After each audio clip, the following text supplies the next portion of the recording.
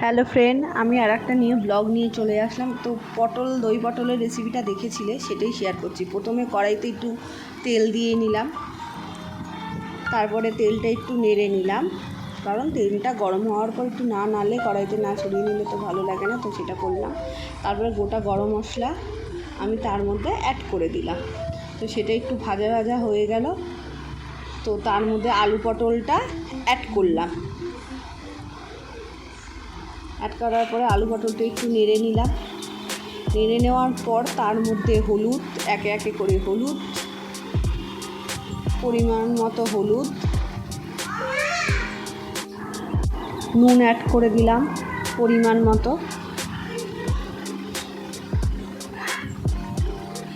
তারপরে একটু নেড়ে দিলাম, হলুদ আর নুনটা যেন মিশে যায় আলু পটলে।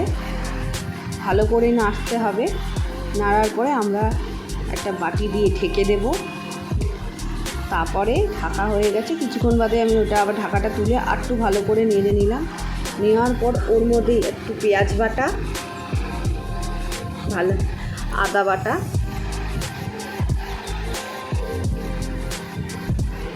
দিয়ে আমি নেড়ে নিচ্ছি, ভালো করে নেড়ে নিচ্ছি।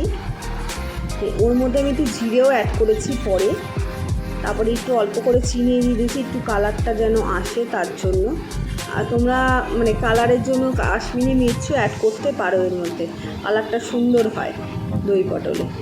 তারপরে একটু নেড়ে নেব আমরা ভালো করে, যেন পেঁয়াজ আর আদার গন্ধটা যেন না থাকে দই পটলে। ভালো করে নেড়ে নেওয়ার পর যেন ভালো করে তার মধ্যে আমরা দই মেশাবো। ম্যাক্সিমাম 2 থেকে 3 চামচ, আমি এখানে 2 চামচ অ্যাড করেছি। 2 চামচ অ্যাড করে নিয়েছি। পরেও আমি একটু দই অ্যাড করেছিলাম, সেটা আমি আর ভিডিও করিনি। পরে একটু দই অ্যাড করেছিলাম। এবার ভালো করে দইটাকে ভালো করে মিশিয়ে নেবে, যেন দানা দানার মতো না থাকে। তার মধ্যে আবার একটু জল মিশিয়ে নেবে, ভালো করে যেন ওটা একটু সিদ্ধ হয়ে যায়। কষাতে এমনি সিদ্ধ হয়ে যায়, তো একটু ভালো করে যেন সিদ্ধ হয়ে যায়। ভালো করে নেড়ে নেবে। নেওয়ার পরে একটু নুন একটু মিক্স করে দেবে, দেখবে চেখে নুন আর একটু চিনি অ্যাড করে দেবে পরিমাণ মতো। মিষ্টিটা তোমরা যতটা খাবে ততটা পরিমাণে চিনিটা অ্যাড করবে। আমি 2 চামচের মতো অ্যাড করেছিলাম। করার পরে 2-3 চামচ অ্যাড করেছিলাম। করার পরে ভালো করে নাড়লাম, আমার দই পটল রেডি। তার মধ্যে তোমরা একটু গরম মশলাও অ্যাড করতে পারো। তো আজকের জন্য টাটা। পছন্দ হলে